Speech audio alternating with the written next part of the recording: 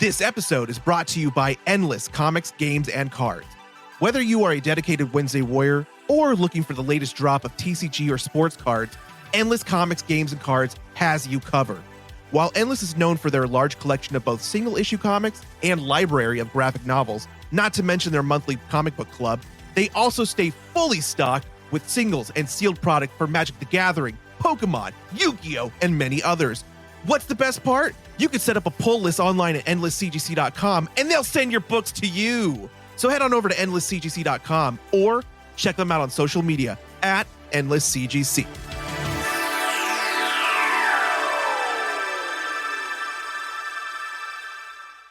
everybody, this is the creator of Spawn, co-creator of Venom, Todd McFarlane, and I'm telling you, you need to listen to the Oblivion Bar podcast. It's the coolest place on the internet right now.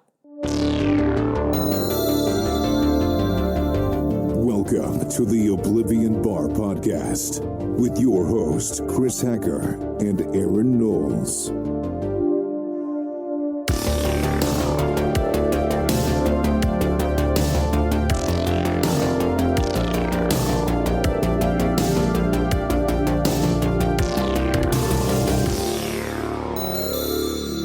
Joining us today is the president and co-founder of Image Comics.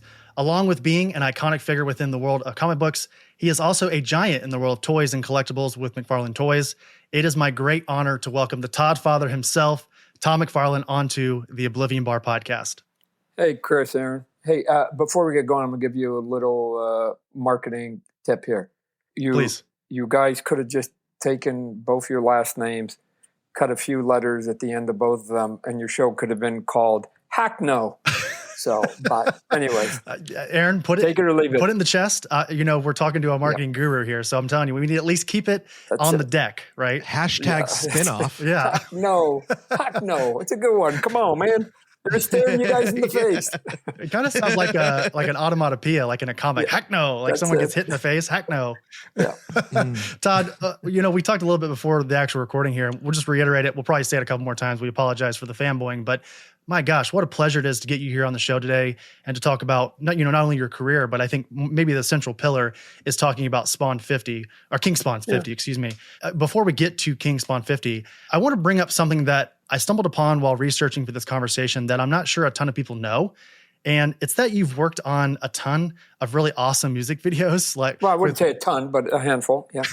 I mean, enough to where it's like a cornucopia of really cool bands and great music videos as well. Some of the greats, yeah, absolutely. Pearl Jam, Korn, Disturbed, the Prince of Darkness himself, Ozzy Osbourne, may he rest in peace. Recently, unfortunately, passed back at the end of July. But my first question for you, Todd, is you've worn, it seems like, every hat imaginable: writer, artist, entrepreneur, businessman, director, and so on. I would say the one constant throughout your entire career, I feel, is that you are fighting for that freedom and creative control. So my question for you is, do you feel that need for that creative control still today in 2025? The simple answer is yes, but I've also gotten older and wiser to understand that there are different dynamics that at times that's not feasible, or it's not prudent or generous. Like if I was doing a project with you two, and you guys came with the idea, and I put in half the money, and you put in half the money, I shouldn't be sitting there going, "Hey, I want creative freedom. I want to be able to dictate this," right? So it depends on the circumstances. If it's something that I think that I'm the lead on, and that I'm bringing, the sort of the majority of the value, then I think I can sort of puff out my chest and do it. But if you're playing within the confines of a group of people and a team, and you need to be a good partner. So each one's sort of an individual assessment, if you will. But do I still have the need to be able to spread my wings and put my creative ideas as close to what I have in my head as possible? Yeah, I'm always pushing that one, which is essentially why I have my comic books, because those are lock, stock, and barrel, 100% mine, and I don't have to get any approvals from anybody on the outside to do those. Well, we've heard you talk about this ethos of not striving for perfection as a creator, but instead just wanting to capture a reader 2 to 3 times in an issue. And I've heard you call it searching for the moment in other interviews. What moments can you think of from throughout your career that after getting them on the page, you knew that was really going to resonate with the readers? In all honesty, I don't really sort of do a deep dive into my own work and whatever. This is always interesting when you do like interviews. Like people think that you analyze yourself all the time, right? And you're just basically living your life.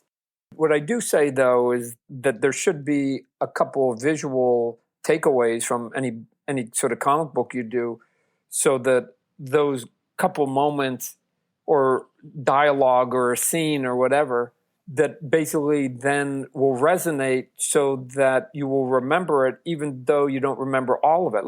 We could do this with movies and TV shows, but let's take movies. We can recite lines and or scenes from a movie, but we don't know all the lines and or all the scenes in the movie. But we like that movie. Mm-hmm. Why? Because we remember 4 or 5 parts in it that we just go, oh yeah. And so I think that comic books should have the same impact. But we've only got 20, for the most part, 20 pages. So can you hit them once or twice and get people to remember it? Like I said, I don't remember every page of Dark Knight, but I do have vivid recollection of some visuals that I could close my eyes and draw right now. That's a value. The other piece of it that might have got lost in that is that not chasing the elusive perfection allows you to get your work done. And you're not torturing yourself and you're not sitting there lamenting over it, because we're in for the most part, a deadline-driven business. And I think at a certain point, what matters then at that point is the volume of work that you do. We all have favorites. We all have favorite actors, musicians, artists, comic book people. We can't honestly say that everything they've done was super awesome, right? But overall, we like what they did. So we'll give them the courtesy when maybe we think that they basically weren't at the top of their game. That's okay. And that's the victory from the creative person, that you can then have an off day and the fan base will still be loyal, because they're not judging you on today. They're judging you now on the scope of your career, right? Like, look at Shohei Ohtani, biggest baseball player in baseball. If you're a Shohei Ohtani, Los Angeles Dodgers fan, if he goes 0 for 4 and strikes out 3 times, are you getting off the bandwagon? Of course not. Of course not. Because you're going, he had a bad day, but you should have seen him yesterday, right? Being an artist and a creator is the same way. The more at bats, you staying with baseball, the more at bats you have, the more credit they'll give you for your career stats instead of the single day stat. Yeah, isn't it the saying is like perfection is the enemy of progress? Is that the correct? I always keep saying, I do it. I chase the elusive perfection, but I'm never going to grab it. I know that I'm never going to grab it, but it's what drives us. And then I'm going to die. And so 2 things are going to happen, which is why we're all creative people are neurotic. Is that 1, we're never going to actually ever do the perfect piece. And we know that going to our grade. And 2, the one that's even more mind-bending, I think, is we've got like 10,000 ideas and we're maybe only going to get 20 of them out. Yeah, so true. And we might literally go to our grave with our best ideas still here, right? That we just go, oh man, if I'd only had made time for it. But we didn't, because we're just constantly. So that's why we're sort of an odd bunch, because things are always just swirling around in our head, and we know we're never going to be able to unleash it all. So. I got to argue one thing that you said is like there's some movies that we just never know all the words and all the scenes. I've got for some reason, like that's my sad superpower. But I'll say this: there's one niche that I absolutely love, and that's, Chris can tell you, my love that I collect is movie comic adaptations. And one of the first ones I ever got was the Spawn movie comic, adaptation. And because I love, like I can quote that movie till the day that I die. He was doing the Violator cheerleader dance before you popped on camera tonight. So I just got to say that. But you did strike me with another question or another motivation for a question, and that was not necessarily speaking about perfection, but are there any other creators working today that you feel perfectly like capture the moment in a similar way? That we'd heard that you did, but like, are there any that do it now that way, that capture the moment? Oddly, we're all trying to capture the moment, right? I mean, again, I'm not saying that we aren't, but what you have to do is not lament if you don't, right? Like so it's not answering your question directly, but I've had some odd conversations with some of my peers, big top line. I would even say some of them A in the A category, who lament about like the moment, and it's like, dude, like there's nothing you can do today that is going to get your fan base to dislike you today. You could draw a stick figure, and they're gonna go, wasn't his best, but you know what? Those other 3,000 covers he did or whatever, like we loved it. So he had to opt in. At a certain point, you're sort of covered on having a bad day. So what I recommend is then don't worry about it. Just enjoy your craft at that point. And some days it's going to be better than others, and it's okay. But once you've gotten to a certain level, especially with a fan base and a loyalty, there should come some sense of freedom with that, enjoyment, enjoyment with it, instead of where I see with a lot of my peers that it's a burden to them of going, oh man, I can't disappoint them, and I can't let them down, and I can't. And it's like, as long as you're doing your best, like they're never going to begrudge you for putting your best foot forward, and you've given them 20 years. Like you've got them, and so you're wasting a lot of energy that could otherwise just be relaxed and rechanneled into doing some really cool creative stuff. And so you're good, right? Like this, and it's weird to me that it's like they don't know their own standing or whatever else. But may I also say that the one great lesson that I've learned from my mid-20s to today, almost 40 years later, is personalities come into play in all equations of every conversation you're about to have. I used to think when I was younger and naive that like there was a blueprint. I could just take a blueprint, give it to the person next to me. If they followed the blueprint, they would get the same results. I now know that's not true. That personality is not only a giant piece in it, it may be the majority piece in it, right? That if you don't have the personality to go along with what it is that you're trying to accomplish, it doesn't matter. I mean, it's the proverbial taking the horse to the water, shoving the horse's head in the water, and they still won't drink. That's just a personality, right? It doesn't mean it's bad. It just means it's a personality. I now factor that in way, way, way more. So do I see people lamenting and doing the moment and doing all those things? Yes, but I see it to at times an obsessive, almost negative way. That it's like, come on. Just instead of worrying about it and redrawing it 5 times, you could have just moved on to the next page and given the world another page of your creation. So. You know, it's funny. I have a 2-part response to what you just said there. Number one, when we talked to Brian K. Vaughan last year about the return to Saga at Image Comics, funny enough, he mentioned basically he sort of echoed exactly what you're saying, which it was a 2-parter. Basically, it was that you can't think about the reader. When you're writing or drawing or creating, you have to do this stuff for you and your creative team, your creative venture. If you think about the reader at any point, you've lost the thread, right? And then the second part to what you had mentioned there with the sort of the lamenting on a particular page or a story or a project or anything. We had Patrick Reynolds on the show early last year, who was the artist on Gunslinger Spawn with Jimmy Palmiotti not too long ago. And Deadly Tales of the Gunslinger. Yeah, and he is, I think, one of our undiscovered geniuses in comics. Yeah. I say undiscovered genius, not because I don't think not enough people know about him, but because he puts out not enough work. It's because, in something that he has said himself, is that he is sort of obsessive. He obsesses. As you put it, he laments on this process, and the product is incredible. What ends up happening at the end is insane. But like you said, the perfectionism in it all could be a deterrent at certain points. Yeah. Because if you're gonna, let me just say that again, as you get older, you sort of get a little bit of sort of hindsight. The hindsight is if you're going to sort of do a little bit of work, then yes, you need to strive for that to all be magical, or as much of it as magical as possible.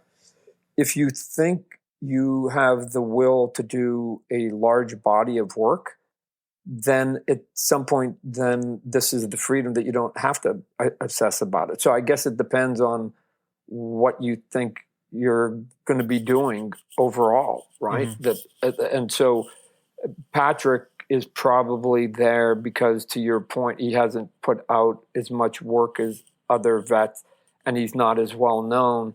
So it matters more to him. He thinks that this page could be the thing that takes me to the next level, the next rung up, right?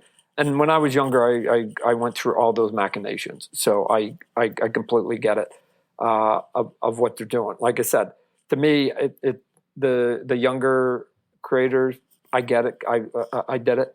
It's the 20-year vets that are already there, that are at the top of the mountain, that are still doing it. But that, like I said, that becomes a personality quirk. Good. And again, I'm not saying it's good or bad. I'm just saying it's a personality, right? Mm-hmm. So, and to Brian K. Vaughan's point, and I don't think he's saying you disregard the audience. You don't care about the audience. Right. I think probably he's closer where I am, which is do what you think is right, given the skills and the knowledge that you have right now creatively.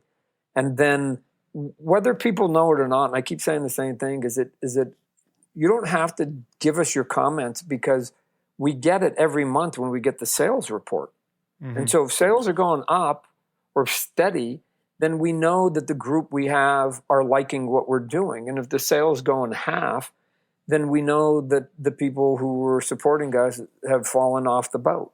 And so then you do some reflection one way or the other, going, hey, how can I turn it around? Or if it's going up, then how can I keep doing that or feed more of it? So we already get it without having to really have any real big, meaningful interaction. And I think the piece too, and this is where I run into it with some of my peers, is that if you start listening to all the opinions, you can't self-serve it all. You can't do it, right? And on a simple level, it's like when I do, basketball toys or whatever. There's a fan for every single team, right? But at some point, I can't do every person's favorite player for every team. I have to pick players and teams that I think are going to sell on a more national level. Mm-hmm. That's who I have to pick. So I'm not saying your guy isn't good. I'm not saying your team isn't good. I'm just saying that more people would rather buy players on the New York Yankees than they would the Florida Marlins. That's all I'm saying. It's just a data-driven thing. So it's a market difference, right? The New York market's far bigger than, I would say, probably the Miami. I would say Miami, but it's the Florida Marlins market. Yeah, in terms of that. So I want to move on to actually the main reason why you're here today, Todd, which is we're going to have a little, Aaron, what do we call it? We call it Spawn Talk. Spawn Talk. Kids love chains, right? Yeah. Kids love chains. So Todd, you've often talked about how you would like to see more creator-owned books continue on and adopt a more ongoing approach and strive to hit that landmark 50th issue, right? And that's something that you're about to do here with King Spawn number 50. And I wanted to have you sort of talk about and sort of noodle on this idea of this new program that you and the Image team have put together of I'm calling it, and Aaron and I are calling it the Triple 50 program. I don't know if that's what it's actually being called, but I just call it 50-50-50. There you go. Yeah. Right. I mean, because most people go, hey, you got a 50-50 chance. I'm just adding another 50 to it. So, and again, you get a bonus 50. Buy 2 50s, you get 150 for free. Yeah. To jump in, because we're going to be hitting King Spawn 50, Gunslinger 50, and Scorch 50, right? The 3 books that I launched in 2021 are all going to be hitting, not surprisingly, 50 months later, their 50th issue, right? So, and I staggered those books every other month, so they're going to roll out, and that's it. I'm going to have in a short order 3 more books that have hit issue 50. Mm-hmm. Now, can you talk a little bit about sort of the incentive of this whole program? Because there was a news release that came out a couple of weeks ago talking about how this 1 in 1,000 is going to be an insane get if you're able to get your hands on one of these. Yeah, it's weird to me because I've always been resistant to some of that stuff, right? I just like, what? I'm not going to get some small shop to have to buy 400, 500, 1,000. That's stupid, right? Like, what are you talking about? I just go, no, I'm not going to do it. But eventually, you know, I go, if we're going to do it, we got to give them something, though. What do we got to? We got to give them something worthy of it. And the only thing that I could come up with, go, man, okay, like how do they get their money back? Basically, was give them a super rare book. But even then, I'm like, I don't know if that's sort of enough. But then I went, well, what if I just do some sketches, right? Now, and again, I had seen that Ryan Otley and Robert Kirkman had done something on Battle Beast, and they had done it. And I think, because I remember I was talking to Ryan, and he had done like 24 or something. And then all of a sudden, which is pretty good, 24 people going to buy 1,000 copies, cool. And then all of a sudden they got like an order for like 104 or something. and he was like, oh, I got to do like 75 more, and whatever. And there was a little bit of and again, it's because they're dear friends. So am I with Robert Kirkman, but he's like, Robert didn't have to draw any of those 75, right? So other than saying, Ryan, can you get those 75 extra drawings done? But I said, hey, why don't I just, maybe I'll do some sketches, because every time I rarely do them, but when I do, and the odd time somebody puts them up for sale, they go anywhere between $2,000 and $9,000. That seems to be the range of what's in there. And so at first I thought, who's going to buy 1,000 copies? I mean, I just did it. Image said, let's do it. I go, who's going to buy 1,000? But then just recently, because again, a couple of sketches I saw went for that 3,000 to 6,000 range. I just go, man, okay, so how much is it going to cost them to buy 1,000 copies? I go, okay, even at like $2 or $3, that's 3,000. I go, if they get a sketch and they can sell it even for a low end, then they get their money back. Plus they get a book. If there's only 100 people that buy this, or 50 people that buy this, they're also going to get a book of which there's only 50 copies or 100 copies, right? Yeah. So even still, they're going to have a book. So that book should net them $400 or $500. And then they get 4 1 and 2 50s, and those should net them another $100, $200 a pop, right? So all of a sudden I started doing the math going, oh man, maybe they can't get their money back out of it, right? And so if that's true, the problem is, if that's true, then they're going to order a lot. Now, I said I would do, because I thought only 10 people would do it, but I go, I'll do the first 50, right? So, and then after that, I've got like Brett Booth and Jonathan Galapian and Barbary and Segovia are all willing to chip in. So at that point, if there's any more than 50, then it becomes, you put it in a pool, you mix it all up, and then it just becomes random, right? So technically, if there's 100 people that order, you got a 1 in 2 chance of getting a sketch from me, right? But I'm telling you, the other guys are going to kill it. They're going to knock it out of the box, because they're going to try and not want to do something below the boss. Right. So they're gonna put stuff out there. Yeah. And so and the thing is too, I go, well, I can't just do a little scratchy thing, but I don't have time to do a lot. Now, and so I was doing a couple the other day, and a couple of the people that were filming were going, Todd, that's way more than I thought. And I went, what? And I go, man, I'm actually thinking I'm cheating here, right? So because I know my style is really slow and methodical and whatever else, but they're going, no, I thought you were going to give way less than this, right? So I'll sneak a couple here real quick to you. Oh, here we go. Just so this is like just a quick pencil sketch, right? Boom, boom, boom, boom, boom. And then I come in, and then I do the drawing, and I don't know if you guys can even see it, but so just to describe this to the listener as well, we've got a basically a bust of Spawn inked, and then we have a Violator bust as well. Yeah. So again, trying to put a decent amount of lines on it. Yeah, they look awesome. Again, these wow. that trying to do. There's enough noodling in it so that it feels like my style, right? Instead of just like some big clunky thing that I do sometimes when some kid asks me for a quick sketch or something, says, "Oh, I love Venom or something," and I do it. So hopefully they think they're gonna, it's worth their time. But then again, I'm guessing it'd be a big handful of people that will end up going, some of the bigger retailers, and but I'm also going to be doing that for King Spawn, Gunslinger, and the Scorch, because what I wanted to do, and this is going back to sort of marketing, is that let's create a program, and then whatever the program is, rinse and repeat for the other 50. So it's 50, but the message is exactly the same. So once I get the message across on how it works for the first one, then the retailers and the consumers will then have knowledge of going, oh, so Gunslinger is going to be doing kind of the same thing, and then you can decide whether that's a good, bad, or indifferent thing for you personally. But at least it's the same. So if you like it, you'll like it 3 times. If you don't, you're not going to like it 3 times. And we got some cool people coming on doing some covers, and we're going to have a little bit of fun with all of it. So, and I'm doing some covers. I'll be signing some that I'll never sign again, and it just. I don't know. We'll see. Again, it's not issue 100 of each one of them, which are, to me, really the big anniversary books, right? When we were collecting, 100, 400, 300, whatever, they're all cool numbers. 50 basically says, yoo-hoo, we're still here, right? Like, don't forget about us. Don't take us for granted.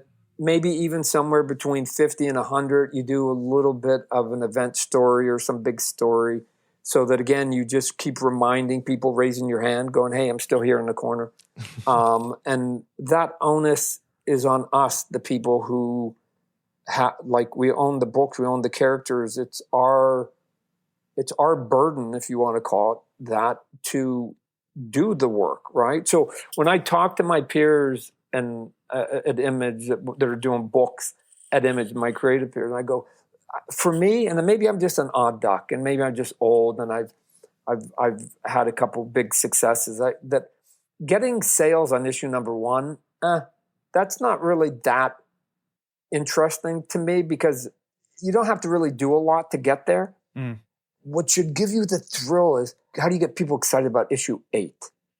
And then once you get 8, then what about 21, right? And so it'll keep you engaged to go, how do I, and then, oh yeah, man. And by 37, the next thing you know, you're at 50, right? You're at 50. So instead of worrying about the low hanging fruit, the easy stuff, issue number 1 with 10 covers, whatever, anybody can sell that to some extent, right?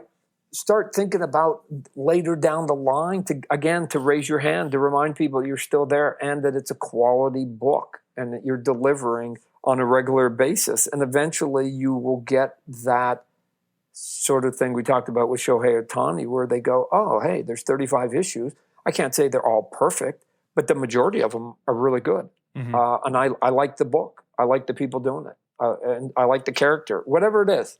Longevity is the victory now. And maybe I'm just an old man, and I'm just like, I see it. Again, you talked about Ozzy Osbourne, Kiss, some of these sort of people, Rolling Stones, whatever. We can talk about whether they're the best at their craft for a long time and have a long, big. But what you can't deny is that all of those, despite where you rank their talent, that's another discussion, have survived for decades in shark-infested waters, because. And the reason they're shark infested is because everybody coming in is a new competitor, and they want to take your spot. And that you can survive for decades, that's a victory. And if you can survive for decades and be relevant, that's the second piece of it, then that to me is magical.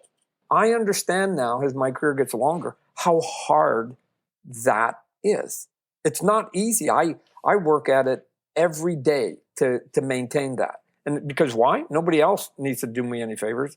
It's all my burden. Like I said, I don't know. It's weird. Like I said, sometimes I talk to my peers and it's like they sort of are looking for shortcuts. And it's like in my 40 years being in business, there's not a lot of them. Because I'd be taking them myself. In all honesty, I'd be taking them myself. You know, a lot to unpack there, I'll say, Todd. The first thing that I was thinking as you were talking about this, about like, how do you sell an issue 8 or an issue 21? Here's a better question. How do you sell a Batman 423? You know, you would just make Todd draw one of the most iconic Batman covers of all time. And I think it sells pretty well at that point, right? But you don't know, though. You don't know. You don't know. It's like somebody comes in, and I mean, you know, so these are these serendipitous moments where, you know, and we've all had them, every creator, where phone rings and they go, "Hey, Todd, you want to do a Batman cover?" And I'm like, "Oh yeah, that'd be cool." But and I'm in the middle of some other projects, and I go, "Yeah, cool. When do you need it?" And they go, "Well, the reason we're phoning you, our cover artist just dropped out. So is there any way you can get it to us tomorrow?" Oh, damn. Right? So like, look at, like, again, I keep telling people, look at that cover. You can tell that's an editor phoning me saying I need it tomorrow cover. Right? I mean, if they said, "Hey, you had 4 days," that cover looks completely different. Yeah. That was like, so I looked at my watch. It's probably about noon at that time. I don't know. I don't remember. And I go, "Oh, I've got 6-7 hours to get this out because I got to get it in the mail in the morning." Because I lived on an island, you have to get it in the morning. So I go, "I've got 8 hours. What can I draw and make it look interesting, but get it done in 6 hours?" Mm-hmm. That's it. That was what that is. Now, it's odd that it ends up having this life now 20, 30 years later. Because the thing that's weird about it, Chris, is that nobody made a big deal about it when it first came out. Mm-hmm. It seems to have gotten like this new burst of energy only in the last 5 or 6 years. And then I think because Batman obviously is such a big character, I think a lot of people went, "What? Batman 423? I collect Batman. I got boxes of them." And then I think they all went like, "Oh shit, I got that one too." Yeah. Right? Because it's coming out a lot more. And when I'm signing, it's now becoming one of the handful of go-to books that I sign. And it's like, where did all these come from? Because I know the print run wasn't very big back then. But I think everybody who had a Batman collection went, "Oh, I got that, I guess." And they do. And they pull it out and you get it signed. So. Well, to speak on the longevity of it all, and I keep going back to this Brian K. Vaughan conversation. After this conversation, Todd, it's my all-time favorite conversation that I've ever had here on the show. So, or that we've ever had on the show with Brian. But we got on this exact topic actually about how a lot of creator-owned books nowadays often don't go the distance, we'll say, right? And Brian is sort of known for that throughout his career. Obviously, you are as well, with not only these 3 titles, but you know, Spawn and thereon. So I'm just curious, from your point of view, what is that secret sauce that you have to have in order to keep an ongoing going? I don't think there is a secret sauce. I think, and this may seem like an odd answer, I coached kids baseball and sports for a long time and coached them at a high level. Like from 5 all the way up to 17, right? Mm-hmm. Like, cool. And I repeated the same thing almost every year to and most of it was baseball. 3 things I can't teach your kid. Can't teach your kid to run faster, right? I can coach him up, but that's it. Can't teach him to throw harder. I can coach him up, but either they got it or they don't. And then, and here's the third one. I can't teach them to give a shit. They either want to hustle because they just know innately, fuck, I just want to be the best one on this field, right? Or I just don't want to embarrass myself, or I just don't want anybody laughing at me. I mean, whatever. It's just it's a personality. It's a you gotta have that dog in you. You gotta have that beast. Yes, it's in there. Yeah, it's in there. You can't put it in that because that's a personality. This is going back to that thing. It's a personality. So how do you get to a big long? You have to have a personality, and obviously you could argue that mine is closer bordering to sort of insane, because like, who's doing 370 issues of their own damn book, right? That's redonkulous. So that's why I keep saying 50. You know, I'm not saying you got to go all the way to that one, because I remember Robert Kirkman, when he quit Walking Dead at 190, goes, "Todd, if I had to go all the way up to 300, because we were just about ready to set the record on Spawn, if I had to go to 300, I'd put a nail on my head, right?" Like, he goes, "I can't go another 120 issues. Like, that's 10 more years. Yeah. I have to commit 10 more years." So to get to those numbers, what you have to do is just say, I'm going to do it. It's sort of like going to the gym. Look at, I was never a gym rat. I was an athlete. But I can honestly say I never went to the gym once and walked out with a smile on my face going, man, that was super awesome. That was good. It was a means to an end. If you wanted to be in shape and you wanted to look good, you went there as part of that regimen. That was it, a means to an end. And you don't worry about anything else other than getting to it. So for some people, they have that sort of tortoise mentality, if you will. And then other people are hares, right? And they want to get there a little bit faster and enjoy it and then do it again and replicate it. So I know lots of people that do 5-10 issues of their own book and then come up with another idea. Why?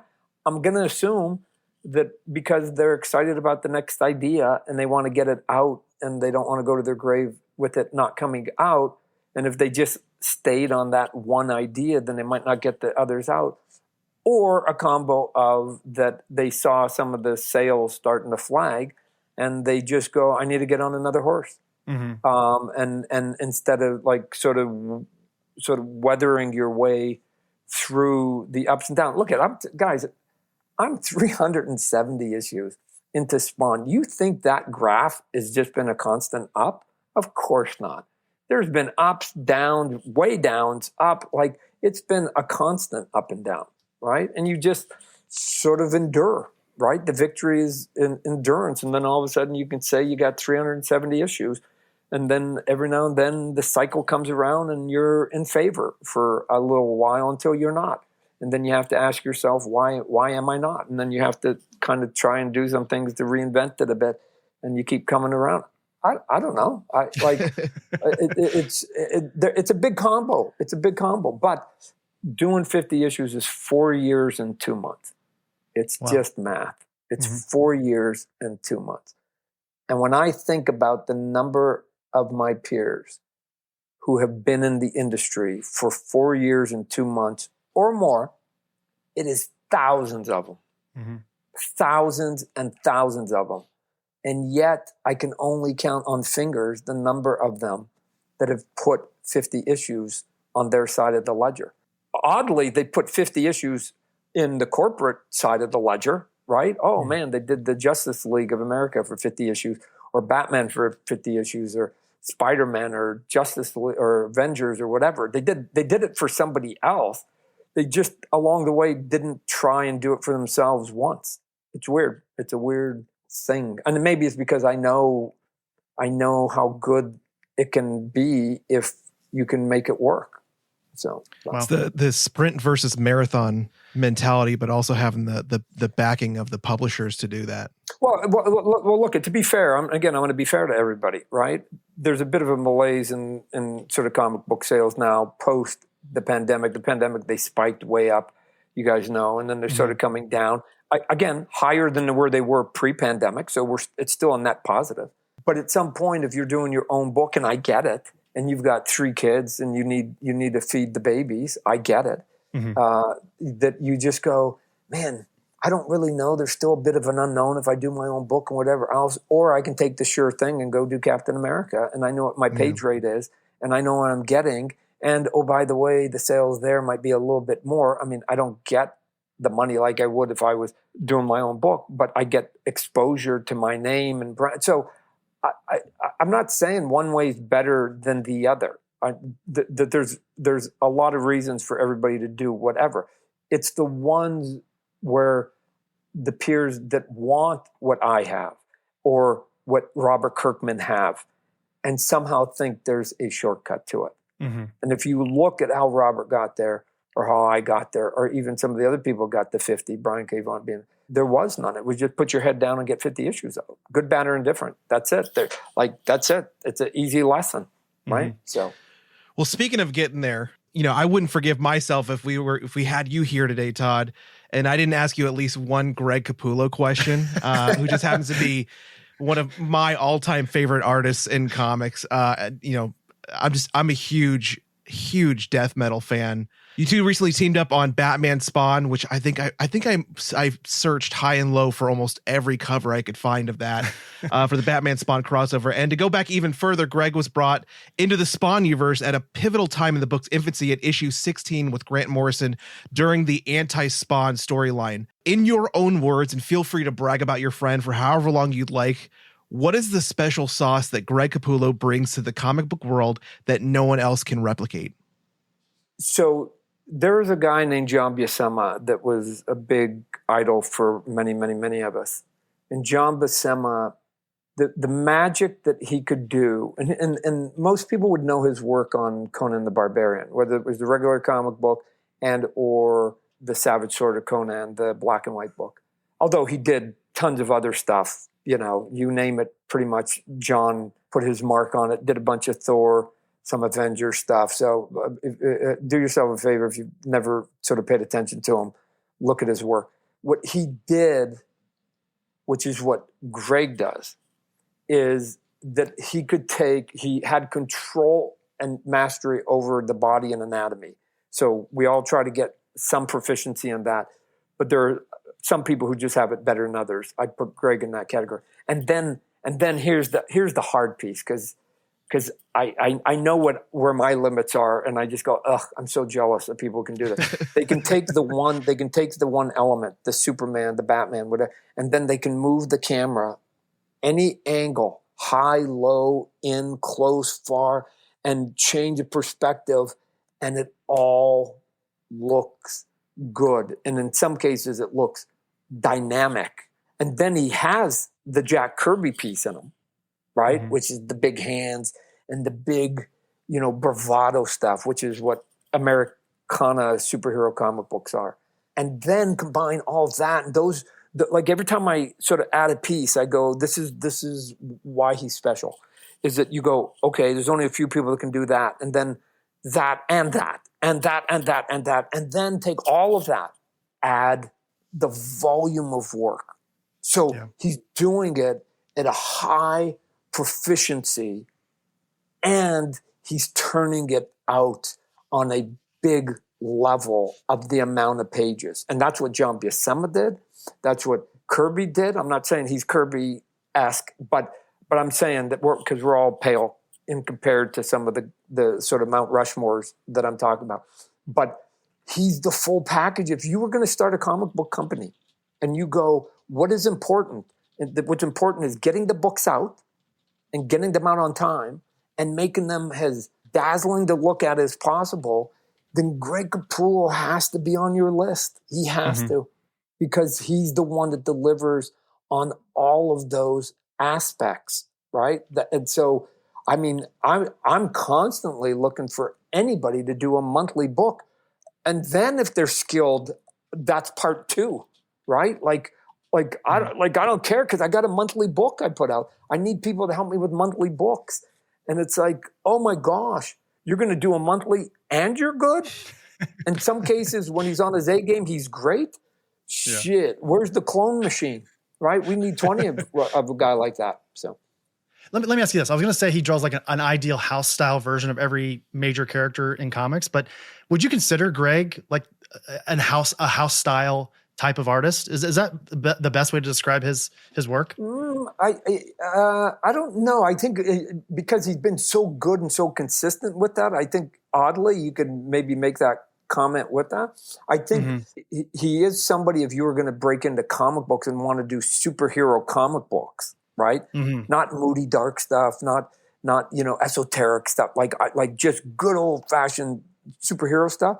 He's a guy, yes, you should be looking at. Just like we looked at John Buscema when we were kids, and Gil Kane and those types of people when we were younger.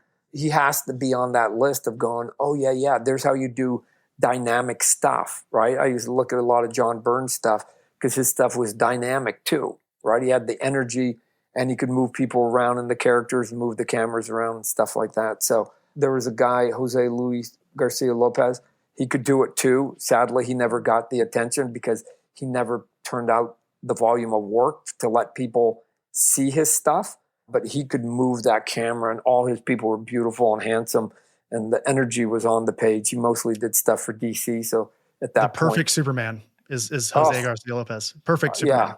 Yes. He's there. So you just go, okay. And then you take like Jorge Jimenez is probably, I don't know, I've never talked to him, probably knows of Mr. Lopez, right? So it's like we're all just sort of doing, maybe maybe he does, maybe he doesn't, but it just seems like that if I look at Jorge, I go, I see Lopez, right? And so when I look at Greg, I see Buscema. And I'm sure if I talk to Buscema, he goes, oh, I was taking it from this guy. So we're just sort of taking pieces and bringing it down. But we live in a monthly comic industry. Like, and I know there are plenty of people that are doing covers, and I applaud them, and they're amazing and fantastic, and their skill set is way more than I can do. Cover artists to me might be a little bit harder to maintain because you become a bit of a flavor of the month. You can maybe be the hottest cover guy for 2 or 3, 4, 5 years, and then somebody else is going to come along and they're going to be the new sexy, right? But you do 20 pages, 20 pages, 20 pages, 20 pages. People will go, man, did you see that run, right? There was a reason why Jose Delbo and Alex Saviuk had value when I was a kid. They were reliable. Were they sexy? No. You know, were they the most interesting look at? No. But I knew that every book that they were on, they were going to come out. And there's something to be said about consistency.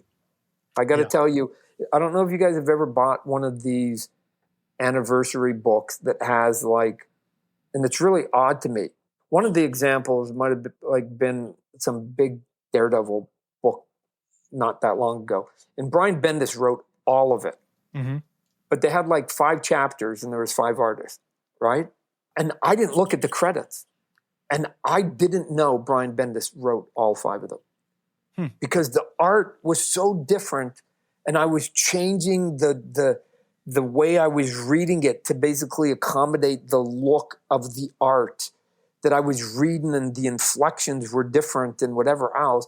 And then it was only a little bit later, I went, what? Brian Bendis wrote that one too? I didn't really like that one. And part of it was because I didn't really like the artwork, right? Like him and Alex Maleev, nails. They were nails, right? Yeah. But then like Brian attached to this other guy that's okay. I'm like, it didn't read as well. I thought it brought Brian down to the point I didn't even know it was Brian. Wow. So there's something to be said about like consistency. Even if you're not the best artist, you buy those trade paperbacks and it's the exact art for 120 pages. There's a value in that. You don't have to be the best. You just got to be consistent. So come on. And once you get consistent, then you go, well, I'm consistent. Might as well turn out 50 issues. You just perfectly described, I think, maybe the power of comics is that if you have an extremely well-written book, but the art is shit, you're not going to like it. And also, if you have a book that's beautiful, but the words are terrible, you're not going to like it. You have to have that beautiful combination. Dude, we'll take that one back. We'll take that one back? No. We'll take, I'll buy that book and look at it all day long, over and over and over and over and over. I've bought plenty of beautiful books that didn't read well, right? Plenty, and maybe because I'm biased because I'm an artist, but it's like, sure. No. I'll buy pretty looking books. Like, what are you talking about? Of course I will, right? I go, it's my favorite. It's my favorite character, Wolverine. Oh my gosh. Art Adams is drawn. My favorite artist of all time, Art Adams drawn. Oh my gosh. And it's got Michael Golden in it. My second favorite artist is in it. It's like, but it's got that writer I don't like. Like, what are you talking about? I'm buying 2 copies of that thing. So the other way, I agree. And this is why I go to my grave going, look at comic books, 51% minimum is the art, because we look at the cover and then we flip through it and then we take it to the cash register. And only once we have it home do we then decide whether we like the book as a whole and or the read. But they got our money. They've got our money, right? That's right? So, and that had nothing to do with the words that were in that book. It had to do with somebody likes either the character, the cover, or they were flipping through the art. Well, Todd, I tend to go towards your view on this topic. I don't know if I necessarily have a leg to stand on when it comes to these kind of things, because there are definitely times where I will be more apt to buy a book if I see it on the shelf and it's beautiful, rather than, reading it first and then putting it back, I'll give you, dude, this is easy. I'll give you an extreme one. Shakespeare writes a book and my mom draws it, right? So my 6-year-old kid writes a story and Michelangelo paints it. Right. Which one of those two books do you think you're going to take home if you could only take home one? That's a good point. That's I'm thinking that it's way more Michelangelo, right? Because now it's pretty to look at. It's pretty to look at. Well, it's funny that we've sort of transitioned onto this exact topic because our final question for you, Todd, you've been so gracious with your time here today, and we appreciate you joining us. But I want to sort of go back to this time, early days of Spawn. I was reading, I have a couple of these different books. It's called Writers on Comic Script Writing that I have here, where they sort of, they interview folks from back in the day. And you're actually in the very first edition of this. It's like you've got like Peter David, rest in peace, Chuck Dixon, Warren Ellis, Jeff Loeb, Frank Miller, Grant Morrison, so on. So, oh man, okay. Oh wow, I'm the low man on totem. You're near the bottom here. I don't think it's in quality. I think it's just because you were one of the last. They want you to but I'm going. Oh man, those are all like jealous. Okay, fair enough. I'm actually wondering why they put me in there. But go ahead. Well, in this book, you give a really great interview and you talk about this idea where you urge the fans at the beginning of Spawn to sort of stay patient with you as a new writer, because while you were arguably the best or one of the best artists of your era, writing was still sort of this relatively new thing for you going into Spider-Man and then into Spawn and so on. So, going into issues 8 through 16 of Spawn, you sort of relinquish writing duties over to folks like Alan Moore and Grant Morrison and Frank Miller and so on. So my question for you, Todd, is how much of that, in retrospect, was you wanting to get these huge, amazing names onto a Spawn book at that time? And how much of it was you maybe going, hey, you know what? My talents, my extremely great talents are best used drawing this book and handling the plotting and all those other things instead of trying to do both duties? No, you're overthinking it. I knew I was going to be writing Spawn for a long time. Mm-hmm. There just was a lot of chatter at the beginning of Image where it was like, oh, you guys are just artists. And I basically just went, well, we can hire writers. Click.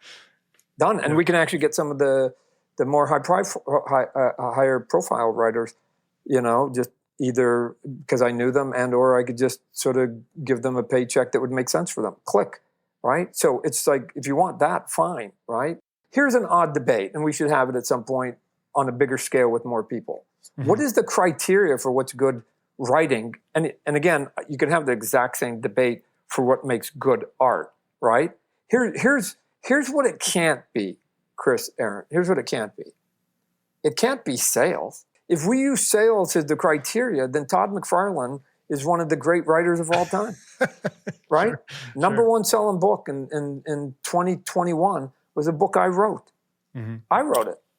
Number one selling book. Does that make me the number one writer in the industry? Of course it doesn't. Of course it doesn't. You and I could come up with a list this long of people that could do circles around me. 2022, number one selling book written by Todd McFarlane. Spawn Batman. Yep. Okay. So, guys, we have to take that piece out of the equation. Mm-hmm. 2 years earlier, in 2019, number one selling book that was a single book, other than Detective 1000, was Spawn 301, written by Todd McFarlane. So, again, the biggest selling book. So, if we want to start saying that what makes writers good is that they're selling, no. The bigger question is, given that it was Todd, and Todd's not that great, why did those books sell so much? And that brings me to the second part of the equation. Good marketing and artwork, right? And the character. All those other things I talked about before that will get people home before they go, didn't really like it. Like cutting a good trailer, right? You cut a good trailer, you can get people in the theater, and then they can say they didn't like it, but you kind of did your job because you got them to buy a ticket. You got the ticket. So it can't be sales, because if we start using sales, then you're going to have to put me into the equation of one of the greats, and nobody is going to want to do that, especially no self-righteous writer. Come on, don't do that. I wouldn't even do it. Come on, don't do this. So it's a combo of a bunch of other things that are in there that I think sort of have helped get to that place. But at the end, you guys do your thing, I'm going to do my thing, right? Mm-hmm. And And Spawn's going to keep going. And the good thing about it is that it, 370 issues now into it, then people can then have a debate about the merits of it as a book, as the creative people, as a character, because he's been around now for over 30 years. And that keeps coming back to that same conversation. Get your 50 done, right? They'll talk about you. You can get outside the bubble. People want to do things in video games and TVs and movies. So do 370, I promise they'll talk about you more, right? So, but that's a crazy amount of issues. But what you could do is 50 times 7 different ideas, and you'd have your 350. So you don't have to do 350 of one. You don't have to put all your eggs in one basket like Todd. He's a madman.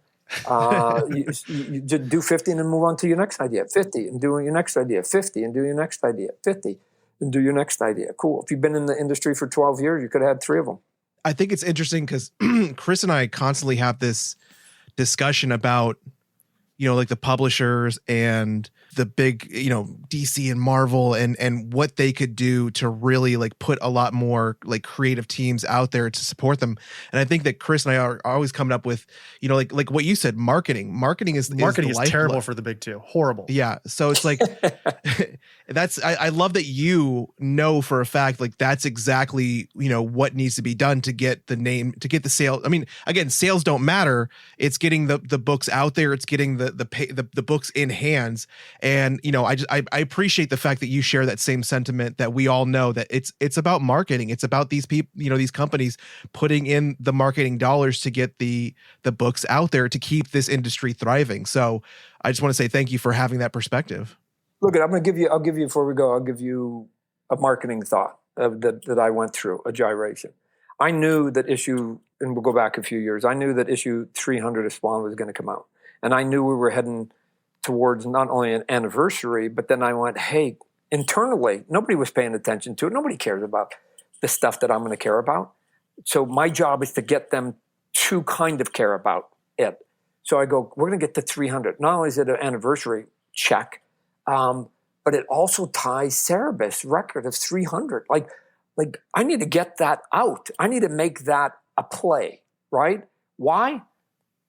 Just because it's just another thing to add to the story. And what people like is to be able to tell stories.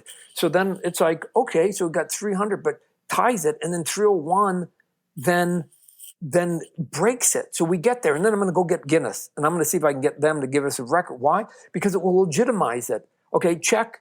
And then from the retailers, I'm going to put guys like Greg and Scott Campbell and Jason Sean Alexander. I'm going to put a group of people on there. So these are people that can sell books. Okay, check. So I'm going to make it easy for you. But then I even went further. I went on the other side of it.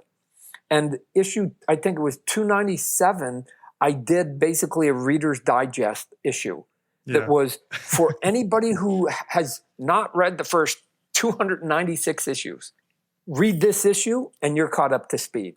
Yeah, right? Incredible. And then 298 and 299 were kind of like a prequel leading up to it. Now, why do I say all that? Because I could have, and this is maybe going back to what you guys were saying sometimes about the big two, that they go, oh, we got issue 300, get in, get out, do it, and get out.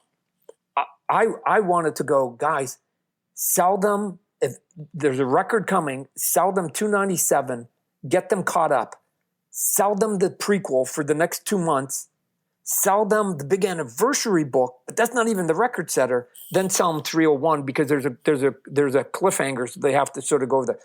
I can give you a reason why, if you can tell the story as good as I can, that you can get people to maybe buy for the next 5 months. Yeah. This book, and here's a reason, and you've got a story and you get people going.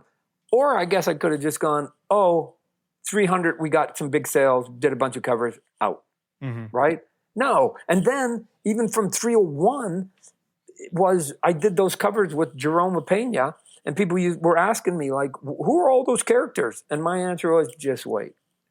Because I knew the Spawn universe was coming. Yeah. So it was like, I did what I call the time rip that basically caused the expansion of my books in 301. So now that moment of those 5 issues all tied together also have the impact on expanding the universe. So if anytime you like some characters more than Spawn, I will be able to point to 301, sort of like the record, and keep going back. And it's like, oh, that was the record book. And you get to say big words over and over and over and over, right? That people then remember, right? I don't say this for bragging. I'm just saying this for facts, right? I've got an Emmy and I've got a Grammy, right? So I can go next door to anybody who doesn't know anything about what I do, and somebody go, oh yeah, that guy's got an Emmy and a Grammy, and instantly they will give me credit for something. Because why? Those words matter to them. And so record setting, anniversary, the biggest, the number one this, the number one that, all of that matters when you are having conversations with retailers, consumers, or you're trying to sell your stuff on a shirt or in a movie, right? Like, you have to be able to hype your own stuff up. And at some point, it's not a lie. It's like, it was the number one book. It did do this, whatever. Oh, go take a look. And they can go, oh, okay, fine. The whole becomes way more valuable than the parts. That's it. That's like, okay, so I try not to be myopic on, let's just jump this one thing. How do we take it and spread the message sideways? That's why it's called 50-50-50, gentlemen. There it is. I didn't do something for King Spawn. I go, guys, there's a way to connect all 3 of these. Mm-hmm. Boom, boom, boom. Let's go. Let's go. You are marketing genius. That's right. Marketing genius. 100%. And the speaking it into existence and the legitimization of your operation and that effort that goes into doing that is, I agree with you 100%, Todd. And so thank you so much for putting that into this conversation, because it's so true. When Aaron and I first started the show, I think I said this to you, Aaron, within the first couple of months that we started, when we were literally yelling into the void that we need to start doing the show like we're already like the most popular podcast in the world. Because if we ever get there, we're already doing all the right things. Like, we're already doing all the things that we're doing now. We don't have to change anything. It's just the audience that's changed, So Todd, we've taken way too much of your time. What an absolute honor it was to have you here on the show to talk about Spawn and image and marketing and baseball. Even we didn't talk enough about baseball, honestly. We need to have you back at some point and talk about some baseball. Yesterday, I was 2 for 2, single, double, 4 RBIs, 2 stolen bases, 2 runs scored, and 2 walks and 2 steals. And I'm playing against 30-year-olds, and I'm playing hardball. What is this league? Where is this at? Oh, out here, I just moved to, like a home league? To the LA area. And my son found a league because he's 25. And then at one point, they were short. So it was like, sure, Dad, you got to play. And I had a good game. And they were like, you want to play forever? So I play with the 30-year-olds, and yesterday I showed up the 30-year-olds. So, but anyway, so next week they'll show me up. But it's just because, again, I just think we're going to be here. Let's go. We can do it. We can do it. We can do it. We can do it. We can do it. If you're going to go, then do it. Right. So, but anyways. Next time we have you on the show, we're going to spend much more of a significant time talking about baseball. But just so everybody has a reminder really quickly before we head out of here, King Spawn number 50 comes out Wednesday, October 15th. I think FOC is September 22nd, if I'm not mistaken. So make sure you guys call your LCS. Ask them about this 1 in 1,000 pencil version variant project that Todd and Image Comics are all doing, and just sort of the expansion. And we got, if I can just give a couple props too, we got Mark Spears are doing a cover for each one of them, right, for the 50-50-50. Scotty Young is doing a cover. I just got him in for the 50-50-50. And his all interconnect, right? Wow! So he's doing a 3 spread. As a matter of fact, they're so pretty. I'm not even going to put logos on them. I'm just going to do them virgin. Nice. And so again, if you just don't want to, you don't have to spend money on the silly 1 in 250 books and all the autographs and stuff like that. But the regular books, I think, are going to be $1 more or something like that, because we're going to have it's not double sized, but it's oversized, and I've got some pretty talented people helping me out on the covers. And then there's 2 stories that are running parallel, and it's going to be the same artist in all 3 of them in the 50-50. So Carlo Barbary is doing sort of the A story, technically chapters 1, 2, and 3.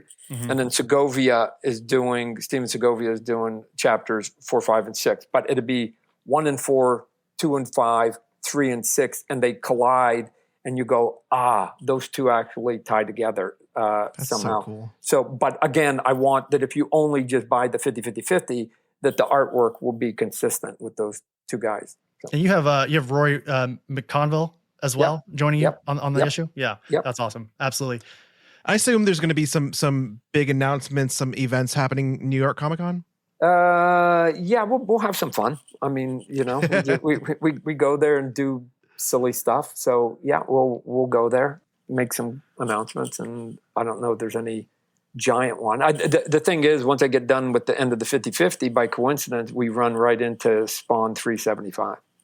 There you go. Not that it's an event, but it's a good place to then go, oh, and by the way, if, I've been talking about those other 3 books for the last couple of months, here's what's happening in the OG book, right? Mm-hmm. We got a storyline that's going to blow up pretty big at about 375 again, just to remind people that we're in the corner. Hey, we're still here. So, Well, that's extremely exciting. We cannot wait to see all that happen. And I guess, Todd, before we let you go here, anything that you want to sort of let the people know that are listening, or anything that you want to necessarily, plug leading into, I guess, again, New York Comic Con going up into the early October timeframe? No, not really. We talk about sort of the hot thing that's coming down the pipeline. We've got lots of cool books I'm quite proud of. We didn't do like 20 covers to get to them. We kept the price, most of them, at $2.99 when they first came out, just so that they were easy sampler books. But some of the books like Sam and Twitch and the Curse of Shirley Johnson, and even a new one out, Blood Letter, and we've got like the Dark Ages coming out. Like, there's some, I think, cool eclectic stuff. Again, it's not for everybody, but I don't expect everybody to sort of support all the books that we put out. But I think if you have a midland curiosity, you might want to sort of pick up 1 or 2, because it might be more of your cup of tea instead of a sort of straightforward superhero book, maybe like Spawn or something. So. One of our good friends in the industry, Danny Earls, is doing the covers for that upcoming Sam and Twitch book, and we're very excited to have that. So, Todd, what an honor. Thank you so much. We appreciate it. Hopefully we can have you back on the show at some point down the road. But until then, hopefully we'll see you at New York Comic Con here in a couple of weeks. All right, Aaron, Chris, you guys be good, and congrats to your 5 years in the industry too. Appreciate it, Todd. Thank you so much. Thank you. All right.